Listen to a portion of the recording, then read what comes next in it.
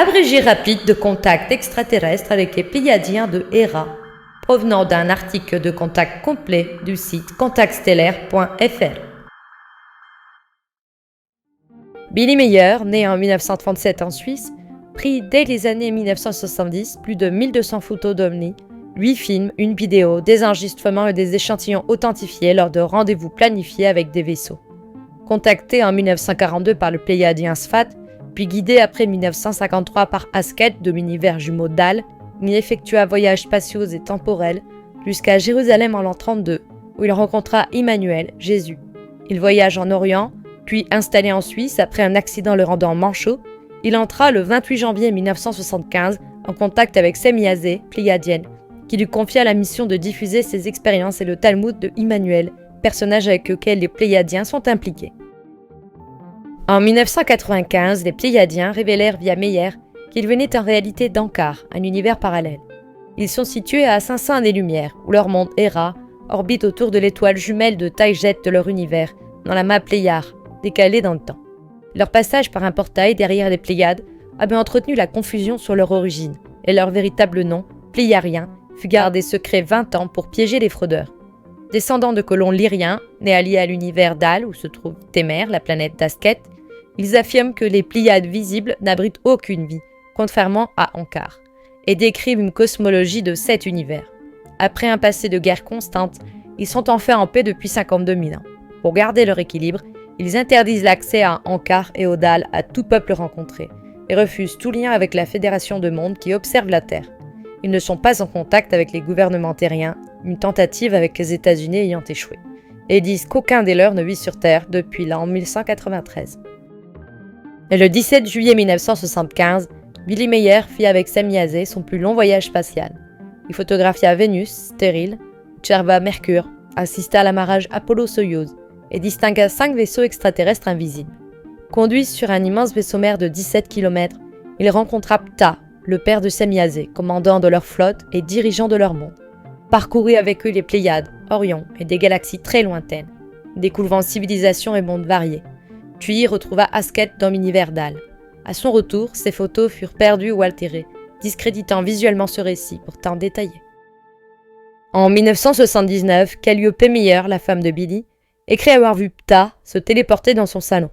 Puis en 1980, elle enregistra le son d'un vaisseau pléiarien, confirmé par des témoins, et affirma encore en 1991 n'avoir jamais constaté de fraude avant de se rétracter après son divorce pour nuire.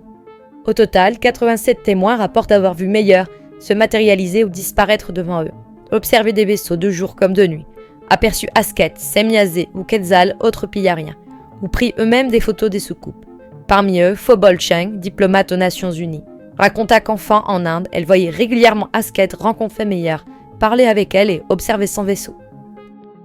Semiazé décrit 2 moteurs, subluminiques et hyperluminiques, l'hyperespace n'étant accessible qu'à 153 millions de kilomètres d'une planète pour éviter de l'entraîner dedans, et souligne l'équilibre entre technologie et l'évolution spirituelle. Ptah précise que leur communication intergalactique utilise la vitesse négative et les sous-neutrinos, particules traversant toute matière, des milliards de fois plus vite que la lumière, assurant des transmissions instantanées via des portes dimensionnées. Semiazé et Ptah rejettent Adamski, Menger et tous les autres contactés, quels qu'ils soient, comme fraudeurs, nient toute vie sur les planètes du système solaire et affirment que Meier est le seul contacté authentique. Ils rejettent aussi les thèses reptiliennes de David Icke et tout contrôle extraterrestre sur Terre. Ils diront même qu'il n'y a que leurs vaisseaux qui sont observés sur Terre et d'aucune autre civilisation, toutes les photos autres étant fausses. Note, ces positions apparaissent toutes comme de claires manipulations.